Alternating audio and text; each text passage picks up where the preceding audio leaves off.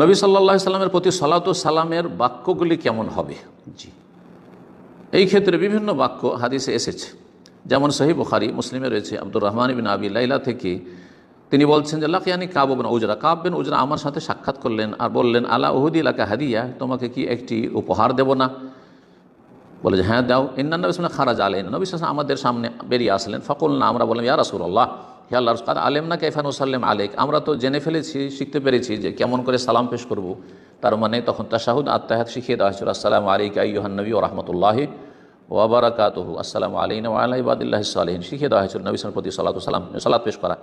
কিন্তু আল্লাহ যে সালামের সাথে সালাতও পেশ করতে পারে, সাল্লু আলাইহি ওয়া সাল্লিমু তাসলিমা, ফাকাইফা নুসাল্লি আলাইক, আপনার প্রতি সালাত কীভাবে পেশ করব?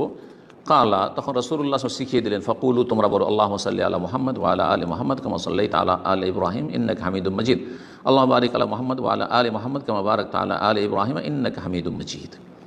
এই বাক্য রয়েছে সে হাদিসে।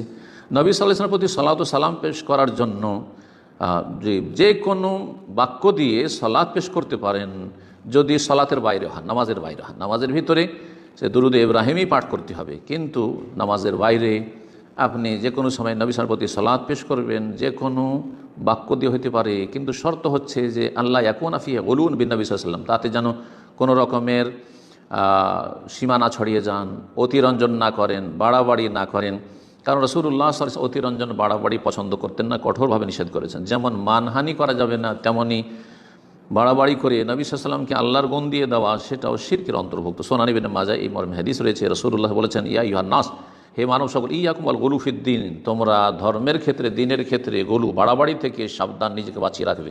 ফাইন্না আহলাকা মান কানা ক্বাবলাকুম আল গুলু ফিদ্দিন, কারণ তোমাদের পূর্বের জাতিদেরকে দিনের ক্ষেত্রে বাড়াবাড়ি ধ্বংস করেছে। হে মুমিনগণ, গুরুত্বপূর্ণ যিকর হচ্ছে বেশি বেশি নবী সাল্লাল্লাহু আলাইহি ওয়াসাল্লামের প্রতি সালাত ও সালাম পেশ করা সকাল বিকাল। সেটি হচ্ছে বড়ই গুরুত্বপূর্ণ নেকির কাজ এবং আল্লাহর সান্নিধ্যের মাধ্যম, এবং নবী সাল্লাল্লাহু আলাইহি ওয়াসাল্লামের সুন্নতের অনুসরণ, এবং এতে বড়ই লাভ রয়েছে, বহুমুখী লাভ রয়েছে। মেহনত কম এবং তাতে পারিতোষিক অনেক বেশি রয়েছে।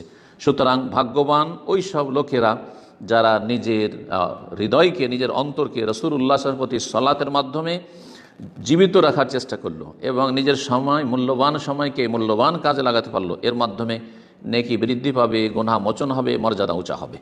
আল্লাহুম্মা সাল্লি আলা মুহাম্মদ ওয়া আজওয়াজিহি ওয়া যুররিয়াতিহি কামা সাল্লাইতা আলা আলি ইব্রাহিম ওয়া বারিক আলা মুহাম্মদ ওয়া আজওয়াজিহি ওয়া যুররিয়াতিহি কামা বারাকতা আলা আলি ইব্রাহিম ইন্নাকা হামিদুম মাজিদ। ওয়া আল্লাহুম্মা আনিল খুলাফায়ে রাশিদিন আবি বকরিন ওয়া উমর ওয়া উসমান ওয়া আলী ওয়া সাইরিস সাহাবাতি ওয়া তাবিঈন ওয়া মান তাবিআহুম বিইহসানিন ইলা ইয়াউমিদ্দিন ওয়া আন্না মাহুম বিআফওয়িকা ওয়া কারামিকা ওয়া ওয়াজুদিকা ইয়া আরহামার রাহিমিন। আল্লাহুম্মা আইজ্জিল ইসলাম ওয়াল মুসলিমিন ওয়াজআল হাযাল বালাদা আমিনান মুতমাইন্নান ওয়া সাইরা বিলাদিল মুসলিমিন। আল্লাহুম্মা আসলিহ আহওয়ালাল মুসলিমিনা ফি কুল্লি মাকান। আল্লাহুম্মা ইন্না নাসআলুকা বিফadlika ওয়া মিন্নাতিকা ওয়া জুদিকা ওয়া কারামিকা আন তাহফাযানা মিন কুল্লি সুইন ওয়া মাকরুহ। সাল্লাল্লাহু সাল্লাম আলা নবিয়িনা মুহাম্মদ ওয়া আলা আলিহি ওয়া সাহবিহি আজমাইন।